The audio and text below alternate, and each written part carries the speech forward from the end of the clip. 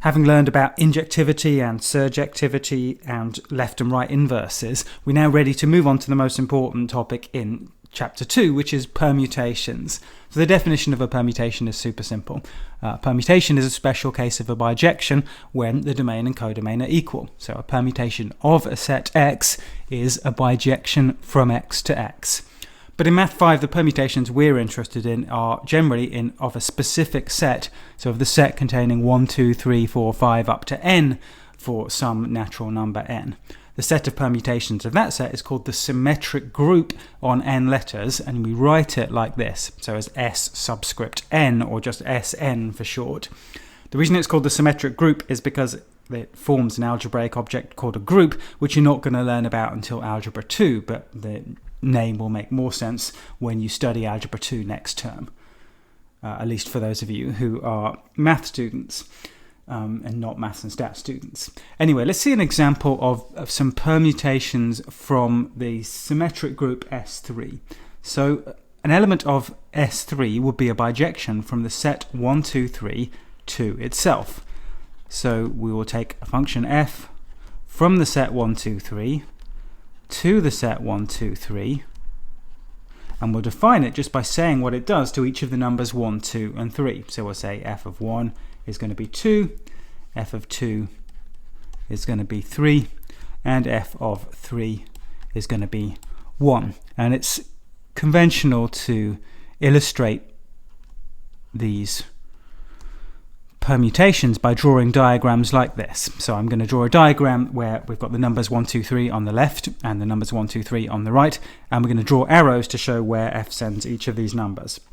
So f sends 1 to 2, so I'll draw an arrow from the left group of numbers to the right group of numbers, joining 1 to 2, 2 to 3, and 3 like this up to 1. So this is my diagram of f.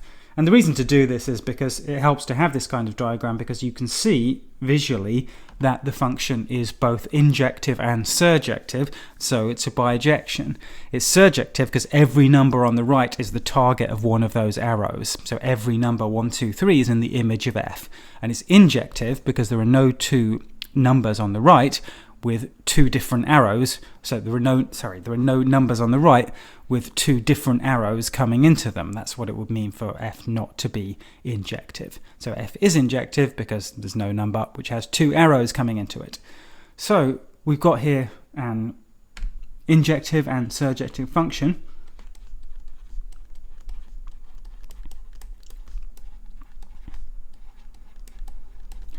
So f is an element of S3. It's a bijection from the set 1, 2, 3 to the set 1, 2, 3.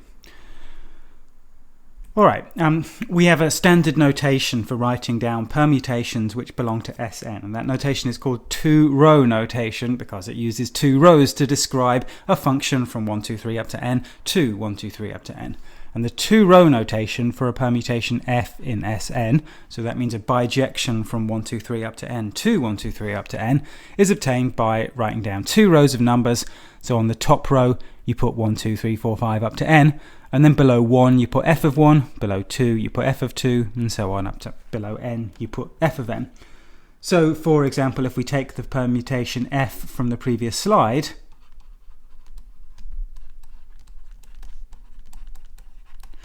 then the two-row notation for that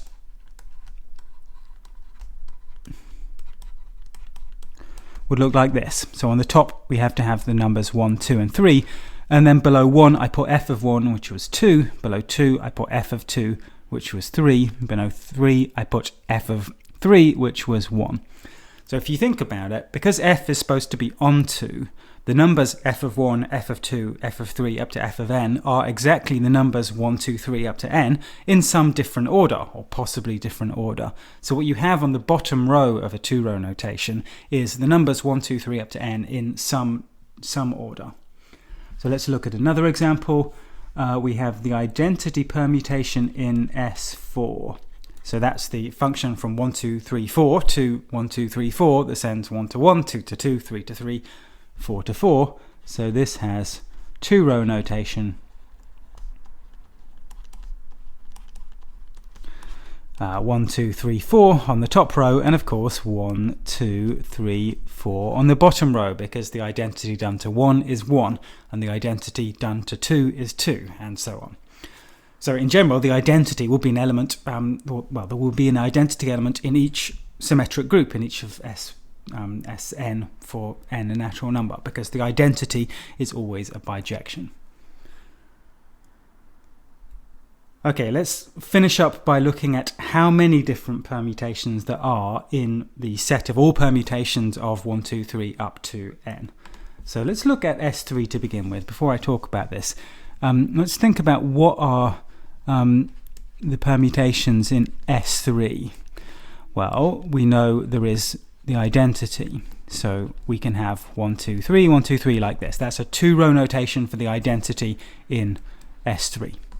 And what are the other possible bottom rows? So we might have 1, 2, 3, and we might have, so 1, if we're going to have 1 in the first place, then the only other possibility is 3, 2.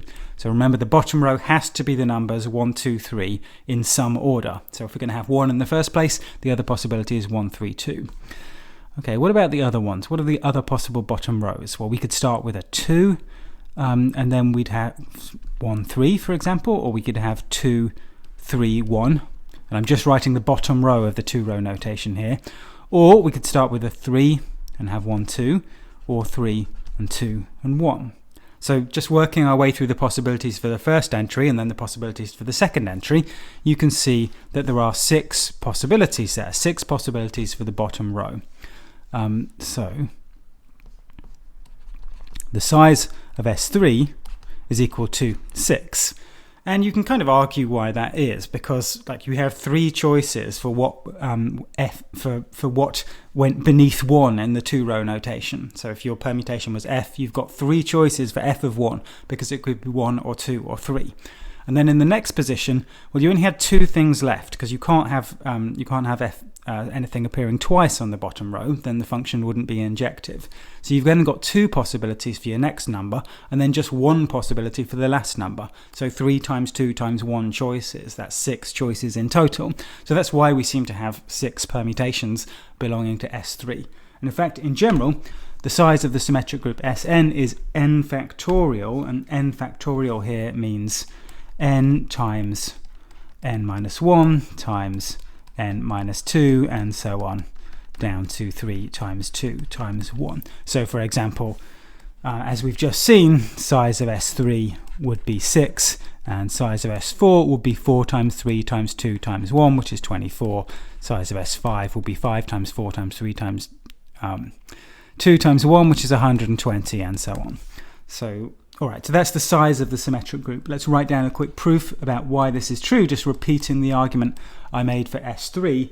So if f is an element of Sn, so it's a bijection from the set 1, 2, 3 up to n to the set 1, 2, 3 up to n, then f of 1 could be any of 1, 2, 3 up to n. Alright, f of 2 could be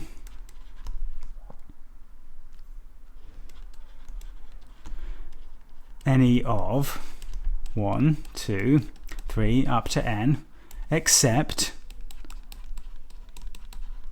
it can't be f of 1. It can't be f of 1 because f is supposed to be injective, so f of 2 can't be equal to f of 1. Right, f of 3, what about f of 3? It could be any of 1, 2, 3 up to n, except this time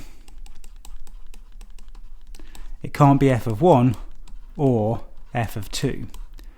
Okay, so repeating this argument, we have n choices for f of 1,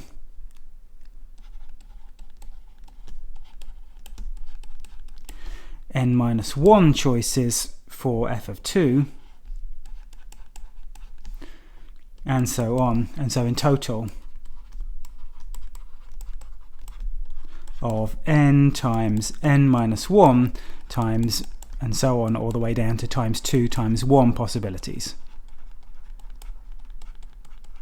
Okay, so we have n factorial different ways to specify a permutation in Sn. So the size of Sn is n factorial.